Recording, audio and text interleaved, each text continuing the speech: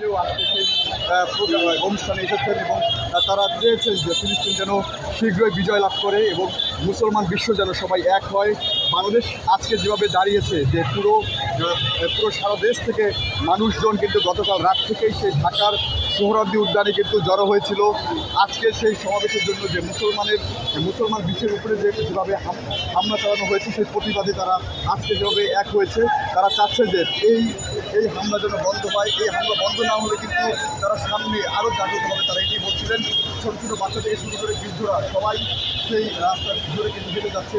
যদি বলি যে সানগেটের যদি দেখায় যে মানুষের জনসংখ্যা সেই মানুষ বাস ভাড়া করে শুরু করে নিজেদের তারা হেঁটে আসছে, তারা উল্লাস, তারা বিজয় মিছিল করছেন। তারা বলছেন যে এই বিজয় ফিলিস্তিনের পক্ষে দাঁড়াবে, আজকে হোক বা কালকে বা পরশু এক সময় সে বিজয় ফিলিস্তিনের পক্ষে দাঁড়াবে, এটি তারা বলছিলেন। এবং এই ছোটো ছোটো বাচ্চারা সেই লাশের প্রতিটি ছবি সাথে নিয়ে কিন্তু মূলত এই মিছিল তারা করছেন। আমরা দেখতে পাচ্ছি যে দূর দূরান্ত থেকে মানুষ আসছেন এবং তারা সেখান থেকে চলে যাচ্ছেন। তারা বলছিলেন যে গাজীপুর থেকে, টঙ্গী থেকে এবং টঙ্গীর যে বাইরে থেকে কিশোরগঞ্জ এবং ভৈরব সেই আশপাশের বিভিন্ন এলাকা থেকে মানুষজনের যে জনস্রোত সেটি আজকে ঢাকার বুকে নেমে এসেছে শুধু একমাত্র মুসলমানদের পক্ষে দাঁড়ানোর সেই প্রতিশ্রুতি নিয়ে। তারা বলছেন যে মুসলমান একদিন বিজয় লাভ করবে এবং মুসলিম দেশ সারা বিশ্বের কাছে মাথা উঁচু করে দাঁড়াবে। দেখতে পাচ্ছি যে দূরেও কিন্তু সেই ফিলিস্তিনের পতাকা সাথে বাংলাদেশের পতাকা রয়েছে।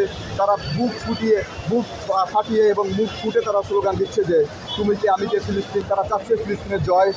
এছাড়া ছোটো বাচ্চারা থেকে শুরু করে বিভিন্ন শ্রেণী পেশার মানুষ, চাকরিজীবী থেকে শুরু করে সকল পেশার মানুষ কিন্তু সেই অনুষ্ঠানে তারা এসেছেন।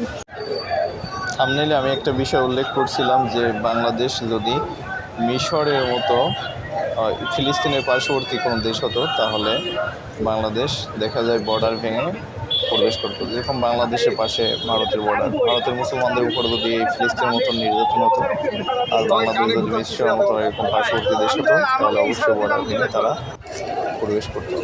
এটাই আমি সাধারণত ট্রাভেল ব্লগ করে থাকি, কিন্তু মানবিক দৃষ্টিকোণ থেকে ফিলিস্তিনের মানুষের উপর যেভাবে নির্মম নির্যাতন জুলুম করা হয়েছে তা সত্যি একজন মানুষ হিসেবে বা মুসলিম হিসেবে আমাদের বিবেক নাড়া দেয় এবং আমাদের অন্তরে